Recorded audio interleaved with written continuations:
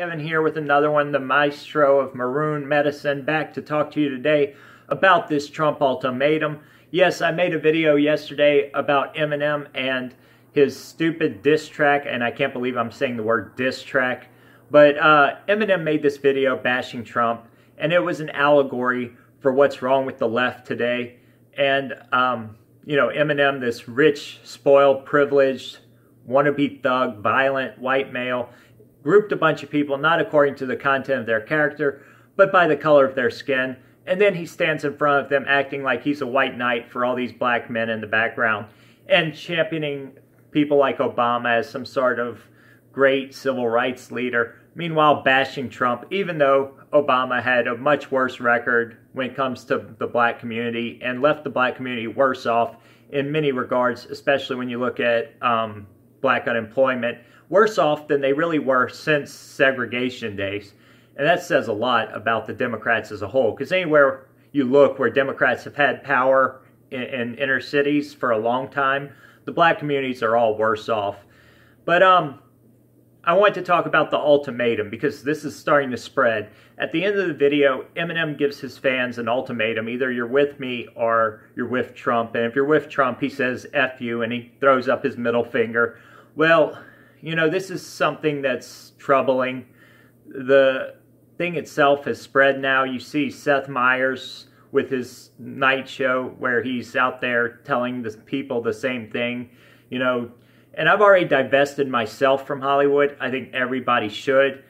When you have a group of people, in this case celebrities, all trying to sell you the same product or the same lie, when you have corporate America, the corporations the left continuously claims to despise, but they seem to support them in every agenda they want to back.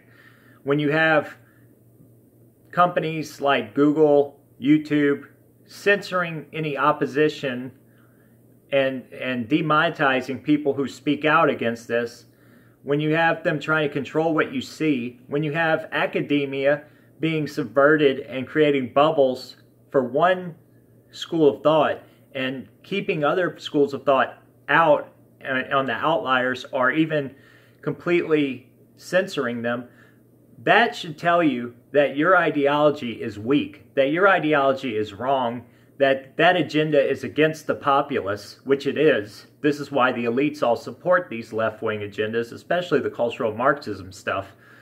It's all meant to divide us, and it really is. It's based in conflict theory, as I've said before, and it's always has to be in conflict with something else. So that should tell people they need to wake up and go outside of the mainstream and really investigate what they're being told. Get out and talk to people from the other points of view and find out what they really believe. Don't listen to these people in the establishment, in the media, in Hollywood. But this ultimatum is something I think we're going to continue to see to spread.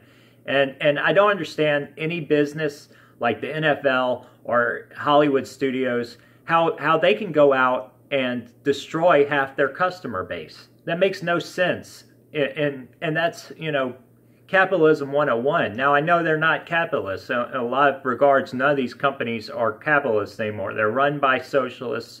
They're run by people who are brainwashed by, you know, years in academia. And it's troubling that these companies are willing to forego their mission and their responsibility to us, the shareholders, to the people whose retirements are invested in these companies. They're going to forgo all that to spread an agenda and divide America. And that's very troubling.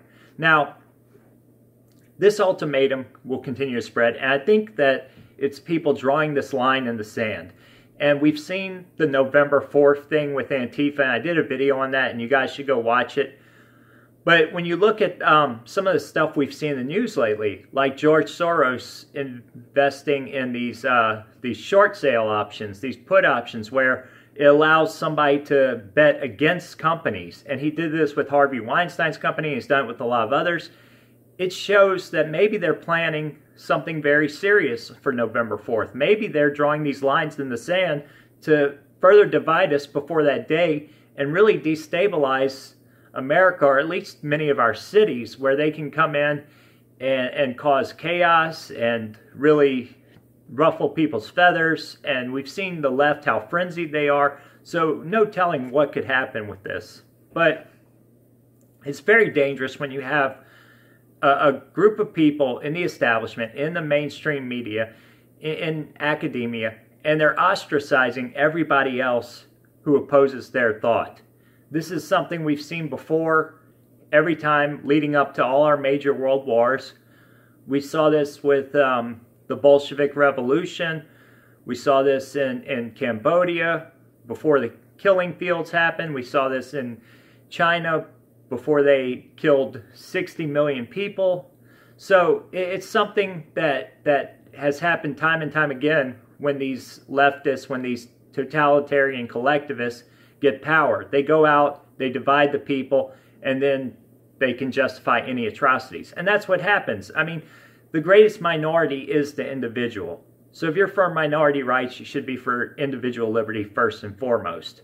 And that's something that we're not seeing. And they're creating this whole new oppressed minority where they're actually oppressing people. They're using systemic oppression by using the whole of the media to silence people, by using the power of these large corporations to basically erase people's content, to demonetize people. And it's gotten really out of control. I think that we will continue to see these ultimatums until it reaches a fever pitch. And I think that fever pitch will probably be on November 4th. Now, if they do start violence on that day, I think it will be easily shut down unless people on the inside try to undermine our government and the response to that, which is very possible. We saw this in Charlottesville, where the police stood down.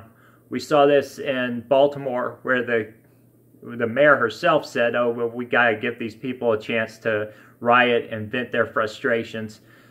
So inaction by cities can be very dangerous. And you know, these people are plotting. They are out there having meetings on how to go out and cause as much chaos as possible. And they do have very powerful allies. So, you know, we shouldn't give them any room with this kind of stuff. We need to have a quick, immediate response from our cities and our local governments. But, you know, if that fails, I do encourage people to defend their property, to go out and aid the police as best they can. I think we'll continue to see these celebrities go out and try to divide people, and we need to call it out. Make some videos like this, call out these people when they do these kind of things, point out their hypocrisy like I did with Eminem. And, you know, we got to hope for the best, but prepare for the worst. And this stuff is not going to end well if we don't shut it down right now. That's all I have to say.